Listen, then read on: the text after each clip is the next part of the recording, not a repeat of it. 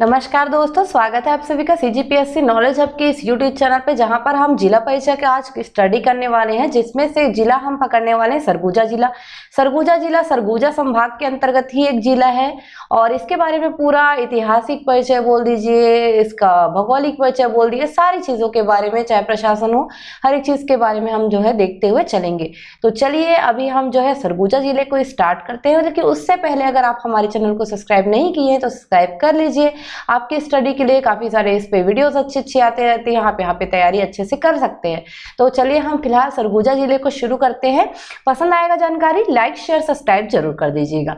सरगुजा जिला जो कि एक जिला है, कहाँ का? सरगुजा संभाग का और छत्तीसगढ़ राज्य का एक बोल सकते हैं महत्वपूर्ण जिला है। अगर आप देखते हैं उत्तरी भाग को छत्तीसगढ़ के, तो उत्तरी भाग का पूरा जो जिले हैं, जो 5 जिले वर्तमान में है आपके, कोरिया, सूरजपुर, बलरामपुर, उसके अलावा जसपुर और सरगुजा, ये पांचों आते हैं सरगुजा संभाग में। अभी हमारा एक छठवां जिला वहां से नहीं बना है, मनेन्द्रगढ़ वाला, पूरा पूर्ण रूप से। अभी पहली अधिसूचना ही आई थी, उसके बाद नहीं आई है कोई जानकारी, तो अभी 5 ही जिले के साथ है। तो उसमें जो सरगुजा है वो मुख्यतः कई चीजों से इंपॉर्टेंट है। सरगुजा का अगर बात करें, सरगुजा संभाग के अंतर्गत इसका मुख्यालय आपका अंबिकापुर पड़ता है। सरगुजा नाम का एक गांव बोल सकते हो आप, या पहले एक रियासत रही है, जिसके कारण इस जिले का नाम सरगुजा दे दिया गया है।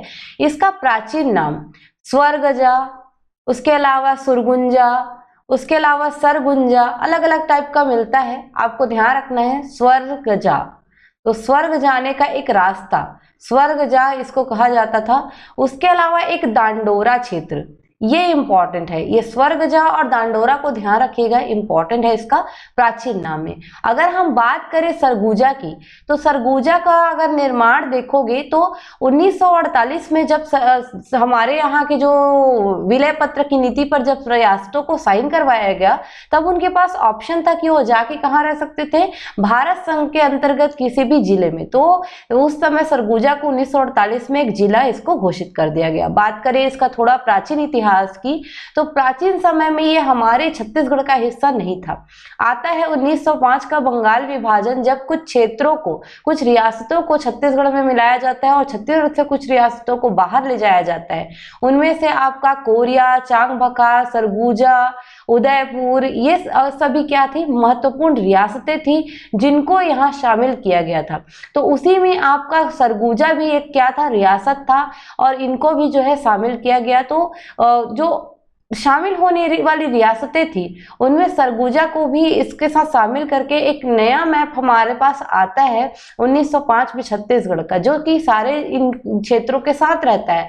तो वैसे ही 1948 में जाके ये जिला बनता है, और एक और चीज 2008 में जाकर ये संभाग के रूप में सामने आता है। तो अभी हमारे पास संभाग भी, जिसका जिला मुख्यालय, सरगुजा जिला का जिला मुख्यालय अंबिकापुर और संभाग मुख्यालय भी आपका अंबिकापुर पड़ता है। तो जो एग्जाम देते हैं उनको पता होगा। चलिए, जो मोस्ट इंपॉर्टेंट है जिला परिचय है वो अब शुरू होता है। पहली चीज आपको ध्यान रखना है, स्टडी पर्पस से लेना है।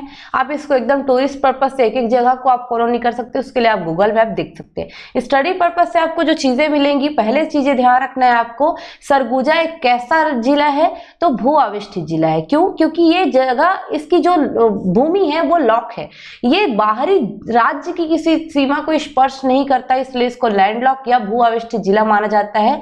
अगर आप देखेंगे तो इसके आसपास के जिलों में आपको 5 जिले दिखाई देंगे जो इसको घेर कर रखते हैं: बलरामपुर, सूरजपुर, कोरबा, रायगढ़ और जशपुर। ये 5 जिलों से ये घिरा हुआ है, इंपॉर्टेंट है, आपको इसको ध्यान रखना है। उसके अलावा जो मुख्यालय की बात करी थी अंबिकापुर, वहां पे मिलेगा। अब इसी के साथ आपको बाकी चीजों को पढ़ते हुए चलना है। जैसे सबसे पहले मैं एक चीज और बता देती हूँ, थोड़ा सा क्षेत्रफल वाइज को, क्योंकि क्षेत्रफल में भी कई लोग का डिमांड रहता है। वैसे क्षेत्रफल अलग अलग जगह अलग अलग दिखाता है, कई जगह 5782 दिखाता है, कई जगह 5732 वर्ग किलोमीटर दिखाता है।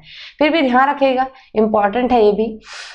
चलिए, आते हैं परिवहन की दृष्टि से, देखते हैं परिवहन में क्या क्या मिलता है। तो सबसे मोस्ट इंपॉर्टेंट है NH43, नेशनल हाईवे 43 पर ही है इसका मुख्यालय, अंबिकापुर स्थित है, इसको ध्यान रखना है। कुछ चीजें मैं जो जगह बताऊंगी हो सकता है मैं उसको हाईवे पे बताऊं आपके याद रखने की दृष्टि के लिए, पर वो हाईवे से थोड़ा सा हट के गली में, कोंटे में, चौराहे कहीं पे भी हो सकती है, पर हाईवे में हम उसको लेते चलेंगे, तो वहां पे आप लोग थोड़ा सा विवाद मत करिएगा, शांति से पढ़िएगा, आपके स्टडी पर्पज से बहुत इंपॉर्टेंट जिला है। और लाइक शेयर सब्सक्राइब करना नहीं भूलिएगा। बात करें और एक और आता है NH130, इंपॉर्टेंट सड़क है। कहां से आती है? तो NH30 की जो शाखा है उसको कटती है सिमगा से, और सिमगा से फिर बिलासपुर होते हुए, कटघोरा होते हुए अंबिकापुर तक आते हैं NH130, जो आके 43 में खत्म हो जाती है। उसके अलावा अंबिकापुर से याद रखना है एक नेशनल हाईवे 343, एक्चुअल में ये 343 है, 240 दिख रहा है, 343, इसको ध्यान रखना है। अंबिकापुर होते हुए ये रामानुजगंज एरिया में चली जाती है, 343 है एक्चुअल में, वो ध्यान रखेंगे उसको। उसके अलावा अब इसी में आपको अभी तहसीलें देखनी है, वर्तमान में जो तहसीलें मिलती है, तो अंबिकापुर अपने आप में तहसील है, जो भी ग्रीन डॉट के साथ दिख रहा है रेड में वो तहसील है, ध्यान रखिएगा। उदयपुर एक तहसील मिलेगी, लखनपुर तहसील है, मैनपाट तहसील है, लुंड्रा एक तहसील है, बतौली तहसील है, सीतापुर तहसील है। टोटल आपको इतना देखना है, और एक दरिमा जो कि नवीनतम तहसील है। तो 8 तहसील यहाँ पे मिलेंगे सरगुजा जिले में। तो आप इसको चाहे तो याद करने की दृष्टि से हाईवे पे रखिएगा, ताकि आपको याद करने में आसानी हो। अब इन्हीं के अंतर्गत चीजों को पढ़ते हैं। सबसे पहले हम पढ़ेंगे कुछ चीजों को थोड़ा सा हाईवे में ही, स्टेट हाईवे को। स्टेट हाईवे एक्चुअल में 1 जो है हमारा रायगढ़ से शुरू होता है और पत्थलगांव होते हुए ये अंबिकापुर आता है, और ये बलरामपुर साइड उधर रामानुजगंज साइड निकल जाता है। तो इसको भी थोड़ा ध्यान रख लीजिएगा, हो सकता है आपके काम आए।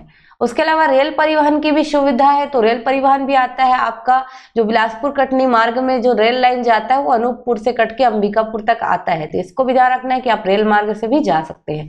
तो आप सड़क मार्ग में हाईवे भी पकड़ सकते हैं, आप सड़क मार्ग में स्टेट हाईवे को जो 1 भी पकड़ सकते हैं अगर रायगढ़ रूट से आते हैं। उसके अलावा आप रेल मार्ग भी पकड़ सकते हैं, जो कौन सा है, बिलासपुर कटनी रेल मार्ग, जो अनूपपुर से कट जाती है। उसके अलावा भी आपके पास एक ऑप्शन है वायु मार्ग, लेकिन वायु मार्ग की सुविधा के लिए अभी जो है ये दरिमा से जो है तो, पर कहीं कहीं के लिए है। तो दरिमा में एक जो है आपका एयरपोर्ट भी मिलेगा, मां महामाया के नाम पे एयरपोर्ट है। तो यहाँ पे तीनों सुविधाएं है, जल परिवहन की सुविधा यहाँ पे नहीं दिखाई देगी। चलिए आगे बात करें इस पे, तो थोड़ा सा हम प्राकृतिक चीजों को सबसे पहले पढ़ के खत्म कर लेते हैं। जैसे यहाँ पे क्या पहाड़ मिलेंगे, क्या झरना मिलेगा, या फिर क्या चीजें नदियां मिलेगी, इनको आप पहले पढ़ के खत्म करें। इससे क्या होता है, आपको ट्रेस करने में इजी हो जाता है। जैसे यहाँ पे एक पहाड़ी है, रामगढ़ की पहाड़ी, बहुत प्राचीन पहाड़ी है। तो इस पहाड़ी के बारे में ध्यान रखिएगा, इसका एक नाम पड़ता है रामगिरी पर्वत, ठीक है, ये ध्यान रखेंगे। सतपुड़ा पर्वत का ये हिस्सा है।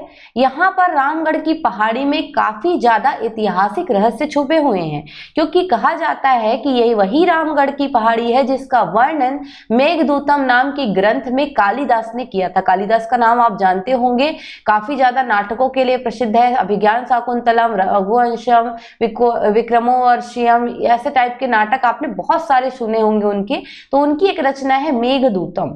उस समय वो गुप्त वंश के अंतर्गत थे, परंतु वो कहा जाता है कि वो गुस्सा होकर आ गए थे इसी क्षेत्र में, और पहाड़ी में रहते हुए, रामगढ़ की पहाड़ी में रहते हुए उन्होंने मेघदूतम ग्रंथ की रचना की थी, जहां पे बादलों के विवाह का बारे में बताया गया है। आषाढ़ माह में यहाँ पे कहा जाता है सरगुजा पे ये जो बादलों की पूजा है वो भी की जाती है, और विवाह भी कराया जाता है धरती माता से, ऐसा कहते हैं। तो ये पूरा वर्णन मिलता है, जिसका मुकुटधर पांडे ने बाद में जो है रूपांतरण भी किया था छत्तीसगढ़ी में, तो ध्यान रखिएगा। तो रामगढ़ की पहाड़ी जो हिस्सा है उसमें हमको कुछ इंपॉर्टेंट चीजें भी देखने को मिलेगी, तो उसको हम देखेंगे। बात करें एक और पहाड़ी की, तो छुरी मातीरिंगा की पहाड़ी, वो भी एक इम्पॉर्टेंट पहाड़ी है। कोरबा एरिया में छुरी पड़ता है, मातीरिंगा चोटी आपका कहाँ पड़ता है, सरगुजा एरिया में। दोनों को मिला के हम क्या कहते हैं, छुरी मातीरिंगा की पहाड़ी, ये भी इम्पॉर्टेंट है। चलिए अब देखते हैं, छुरी मातीरिंगा की पहाड़ी से एक इम्पॉर्टेंट नदी का उद्गम होता है, जिसको कहा जाता है सरगुजा की जीवन रेखा। नाम है रिहंद नदी, प्राचीन नाम इसका रेंड या रेणुका नदी भी कहा जाता है, याद रखिएगा, रेंड या रेणुका नदी इंपॉर्टेंट है, रिहंद नदी। अगर आप इसका लंबाई देखेंगे तो 145 किलोमीटर इसकी लंबाई है, ध्यान रखेंगे। 145 किलोमीटर। रेंड या रेणुका नदी है, रिहंद नदी, इसको ध्यान रखिएगा। इसी रिहंद नदी पर आपको रिहंद सागर परियोजना मिर्जापुर जिले में यूपी में मिल जाएगी। गोविंद वल्लभ पंत सागर परियोजना भी कहा जाता है उसको, और बहुत ही इंपॉर्टेंट है क्योंकि ये कहा जाता है कि जो गोविंद वल्लभ पंत सागर जो जलाशय है वो एज अ जलाशय भारत में बहुत बड़ा है, तो इम्पॉर्टेंट है। सरगुजा की जीवन रेखा कही जाती है इसको। रिहंद के तट पे ही आपको बहुत सारे पुरातात्विक स्थल भी मिलेंगे।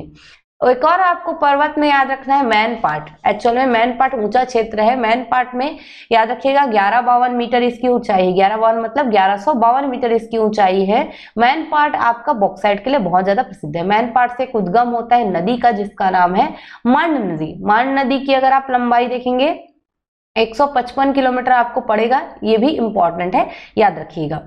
उसके बाद अगर मैनपाट के मांड नदी पे देखें तो सरभंजा जलप्रपात है। यहाँ पे आपको मैनपाट में tiger point, echo point, fish point, ये सभी भी जलप्रपात के रूप में मिलेंगे। उसके अलावा मैनपाट आपका पोमेरियन कुत्तों के लिए फेमस है, गलीचे कालीन के लिए फेमस है, आलू अनुसंधान केंद्र के रूप में भी ये फेमस है। तो आपका ये काम ही आने वाला है, कौन सा, मैनपाट जो क्षेत्र है, तो इसको इंपॉर्टेंट है, ध्यान रखिएगा।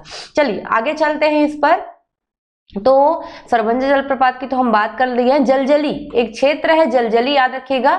जलजली क्षेत्र पे आपको कहाँ से ध्यान रखना है, मैनपाट के पास जलजली एक भूकंपित क्षेत्र, जहाँ पे चलोगे तो ऐसा लगता है कि आप स्पंज में चल रहे हो, धंस रहे टाइप का। ठीक है, सेदम जलप्रपात भी यही पास में पड़ेगा, इसको भी ध्यान रखिएगा। दरिवा एयरपोर्ट की बात हम कर ही चुके हैं। उसके अलावा महेशपुर जो कि रिहंद के तट पे है, यहाँ से हम और चीजें पढ़ना शुरू करते हैं। तो महेशपुर के बारे में याद रखेंगे, महेशपुर एक पुरातात्विक स्थल है जो रिहंद नदी के तट पर स्थित है। अगर महेशपुर की बात करें, यहाँ पर एक देउर टिकरा है, जहाँ देव टिकरा है, जहाँ पे मंदिर है, विष्णु का मंदिर मान सकते हो, शिव का मंदिर यहाँ पे ज्यादातर मिलेगी।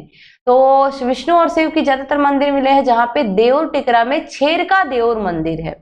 नाम से ऐसा लगता है कि ये जो है मंदिर है वो कुछ अलग सा मंदिर है, याद रखिएगा। इसका नाम अगर पूछा तो छेरका देउर ही पूछेगा, देव टिकरा में पड़ता है। यहाँ पर 8वीं शताब्दी में ऋषभ देव की प्रतिमा भी मिली हुई है। उसके अलावा यहाँ पे कुरिया झोड़ी मोड़ी करके भी एक मंदिर मिली है जो 10वीं शताब्दी पुरानी है।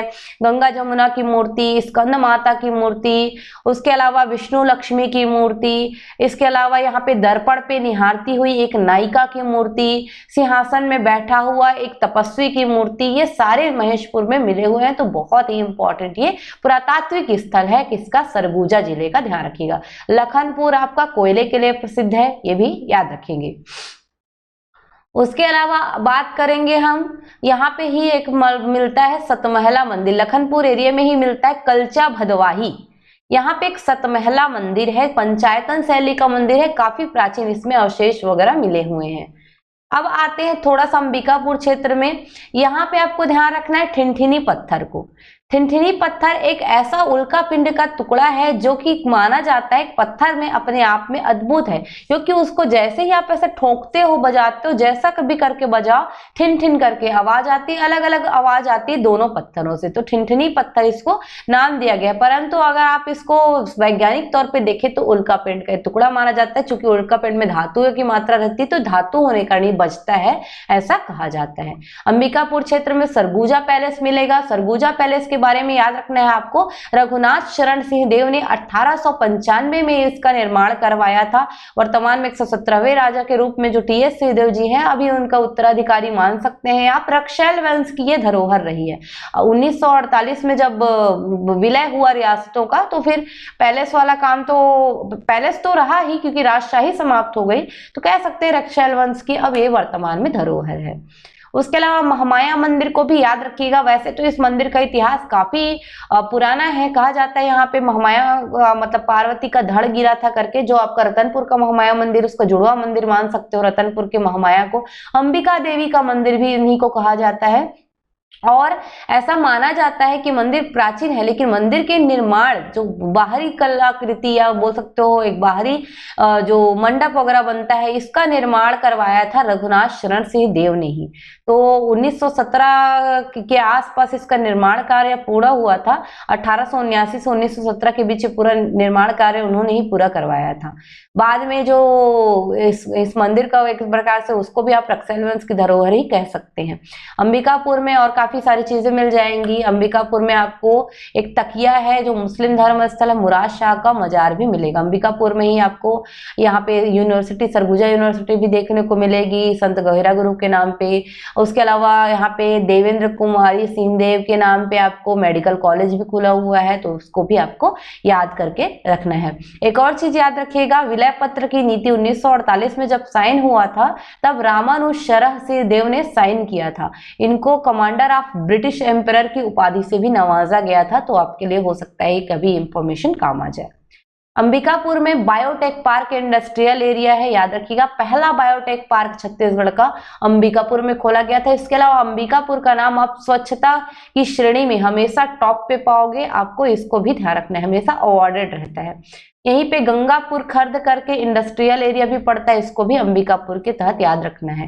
तो ये अंबिकापुर आपके लिए इंपॉर्टेंट है। एक और चीज, इस एरिया में चूंकि पहाड़ी कोरवा आदि जो जनजाति है या उरांव वगैरह जनजाति ज्यादातर मिलती है, तो पहाड़ी कोरवा के लिए एक अभिकरण प्राधिकरण जो है आपको एजेंसी बोल सकते हो उनके विकास के लिए अंबिकापुर में ही मिलेगा। उसके अलावा सरगुजा वुड प्रोडक्ट करके भी यहाँ पे अंबिकापुर में ही मिलता है, बोल सकते हो एक इकाई, तो इसको ध्यान रखेंगे। आते हैं अब देवगढ़ में, थोड़ा सा एरिया बतौली सीतापुर मार्ग में एक देवगढ़ पड़ता है, वो भी इंपॉर्टेंट है। देवगढ़ में उमा महेश्वर की प्रतिमा मिली हुई है या शंकर गौरी की प्रतिमा, गौरी शंकर प्रतिमा मिली हुई, गौरी शंकर मंदिर भी कहते हैं इसको। ऋषि यमदाग्नि की ये तपस्या स्थली रही है, जो देवगढ़ है वो सरगुजा जिले के अंतर्गत आता है। उसके अलावा इस एरिया में आपको पैगा घाटी, कंदरिया इस तरीके से सकरिया घाटी, इस तरीके से घाटियां मिलेंगी, ये भी आपको बिल्कुल ध्यान रखते हुए चलेंगे। काफी एरिया में घाटी वगैरह मिलती है। उसके बाद हमारा एक महारानीपुर है, जहाँ पे भी प्राचीन भग्नावशेष के मंदिर वगैरह मिले हुए हैं, जो सीतापुर के अंतर्गत आता है, इसको ध्यान में रखना है आपको। तो ये कुछ जो इंपॉर्टेंट चीजें हैं जिस पर हम डिस्कस कर रहे हैं, पसंद आ रहा होगा तो लाइक शेयर जरूर करेंगे, और चैनल नहीं सब्सक्राइब किए सब्सक्राइब कर दीजिएगा। आपके एग्जाम के लिए काफी इंपॉर्टेंट इसमें चीजें आती रहती है। चलिए कुछ चीजें हम और देखते हैं, जैसे बॉक्साइट क्षेत्र काफी जगह है, सीतापुर है बॉक्साइट, साथ पहाड़ी क्षेत्र है, मैन पाट है, डांड केसरा है, इस तरीके से आपको दिखेगा। उसके अलावा इस एरिया में कोयला भी मिलता है काफी ज्यादा, लखनपुर से डू बिरजू पानी, उसके अलावा आपका पांच बहनी क्षेत्र, ये सारी जो है आपको मिलेगा। तो कोयला और बॉक्साइट के लिए स्पेशली फेमस है। अब आते हैं हमारा इंपॉर्टेंट जो का था पार्ट, वो है रामगढ़ की पहाड़ी। मैं इसको सबसे लास्ट में इसलिए बता रही हूँ क्योंकि सबसे इंपॉर्टेंट ये डिटेल है इस पूरे जिले में, और आप इसको याद करते हुए रखें। पहले बात करते हैं जोगी मारा, चुके पेड़ हो तो जोगी मारा गुफा की। मौर्यकालीन ये गुफा मानी जाती है, बहुत पुरानी गुफा है। जोगी मारा में ऐसा माना जाता है 300 ईसा पूर्व यहाँ पर एक नाट्यशाला हुआ करती थी, जो किसके द्वारा स्थापित की गई थी, भरत मुनि का। कहानियां बहुत सारी है, किस्से बहुत सारे हैं, एक ही याद रखिएगा, राजकुमारी सुतनुका और देवदत्त या देवदीन की, दोनों की लव स्टोरी है, काफी ज्यादा इंटरेस्टिंग लव स्टोरी है। देवदत्त रहता है या देवदीन जिनका नाम रहता है, वो रहता है एक मेकअप मैन का जो रहता है, और सुतनुका रहती है जो वहां की डांसर रहती है। दोनों, अब मेकअप मैन और डांसर का आप तो जानते हैं, जो भी मेकअप करना हो करेगा, उसको रूप दक्ष कहा जाता था उस समय मेकअप मैन को। अब उनका मेकअप करते करते उस पर मोहित हो गया और दोनों के बीच प्रेम संबंध हो गया। प्रेम संबंध ऐसा था, चूंकि सुतनुका डांसर थी, फेमस डांसर, और किसी डांसर की प्रेम संबंध हो जाए तो आसपास के लोग जो उसको डांस देखने आते थे उनको ये बिल्कुल गवारा नहीं था, तो लोगों ने इसका विरोध किया। विरोध में देवदत्त का हत्या कर दी जाती है, और सुतनुका उससे वियोग में जो है ये पूरा गुफा में, पूरा उनके वियोग में दोनों का प्रेम संबंध को पूरा उजागर की हुई चित्रकारी की हुई है, ऐसा माना जाता है। तो प्राचीन चित्रकारी के लिए जोगीमारा गुफा फेमस है। मौर्यकालीन यहाँ पे जो है, यहाँ पे एक अभिलेख भी मिला हुआ है, शिलालेख मिला हुआ है, जो कि ब्राह्मी लिपि में है, पाली भाषा में है। तो माना जाता है कि यहाँ पे अशोक जो है होकर गुजरे होंगे, इसलिए उन्होंने, क्योंकि उन्हीं की जो राजभाषा थी थी, जो उनके बोल सकते हो पाली भाषा चलती थी उनके मगध साम्राज्य में उस समय, तो माना जाता है कि वो होकर यहीं से गुजरे होंगे जब कलिंग आक्रमण के लिए वो गए थे। तो जोगीमारा गुफा इंपॉर्टेंट है। आसित कुमार हल्दर और जो आपका बोल सकते हो उन्होंने जो है इसको स्टडी किया हुआ है, तो इसको भी आपको ध्यान रखना है। आसित कुमार हल्दर का नाम इसमें आएगा। उसके अलावा आपको और चीजें याद रखना है। लक्ष्मण बेंगरा, लक्ष्मण बेंगरा, लक्ष्मण यहाँ पे जो है कहा जाता है कि जब राम सीता और लक्ष्मण आए थे वनवास में, तो लक्ष्मण के रहने का स्थान था लक्ष्मण बेंगरा, राम के रहने का स्थान था रामगढ़ की पहाड़ी या जोगीमारा गुफा। तो लक्ष्मण बेंगरा में आपको शिवलिंग मिलेगा, काफी बड़ा है। उसके अलावा यहाँ पे जो बोल सकते हो अभिषेक हो रहा है जिस लक्ष्मी का, वैसी बड़ी सी मूर्ति है वो यहाँ पे मिला हुआ है। स्पेशली याद रखना है 2 फीट ऊंचा यहाँ पे शिवलिंग है, तो आपको लक्ष्मण बेंगरा यहाँ पे दिखेगा। उसके अलावा सीता बेंगरा, सीता के रहने के स्थान है। सीता बेंगरा प्राचीनतम नाट्यशाला भी रही है, और ये बहुत भरत मुनि की नाट्यशाला जोगीमारा गुफा और सीता बेंगरा दोनों जगह थी, लेकिन जो डांस करने के लिए मंच हुआ करता था वो सीता बेंगरा में था।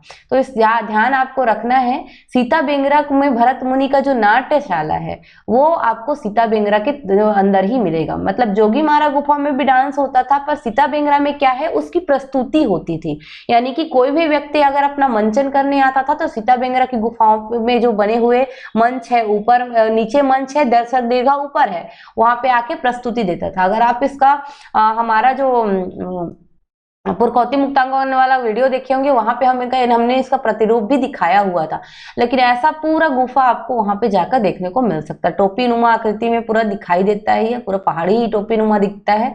सीता बेंगरा तो पूरा आपको दिखेगा ही, तो इसको ध्यान रखना है। सीता के रहने का स्थान भी आप पहले जमाने में माना जाता था, और देवदास सी जो सुतनुका थी उनका भी यहाँ पे वर्णन आपको यहाँ पे देखने को मिलेगा। इसके अलावा झपी बेंगरा, हाथीपोर की गुफा, आरा की पहाड़ी, सीता कुंड, ये सभी भी यहाँ पे प्रमुख जो है क्या है बोल सकते हो स्थान है। बात करें रामगढ़ की पहाड़ी और इन स्थानों की, तो जब हमारे यहाँ रेल लाइन बिछी जा रही थी लॉर्ड डलहौजी के काल में, तो 1848 में जब कर्नल औसले यहाँ पे आए थे इसको चेकिंग करने रेलवे के लिए, तो इस एरिया में इसका खोज हुआ था। नेशनल हाईवे 130 के पास ही पड़ता है ये, और आप रेलवे स्टेशन से, रेलवे से भी पास पा सकते हो इसको, तो काफी बड़े एरिया में फैला हुआ है, आप जाकर देख सकते हैं। तो ये चीजें जो है ये इतनी जो आपको सरगुजा जिले के अंतर्गत याद करके रखनी है, ये आपके लिए इम्पोर्टेंट है, और इसको आप पढ़ के अच्छे से रखिएगा। हमने यह जो वीडियो है स्टडी पर्पस से बनाया है ताकि आपको हम कुछ जानकारी दे सके।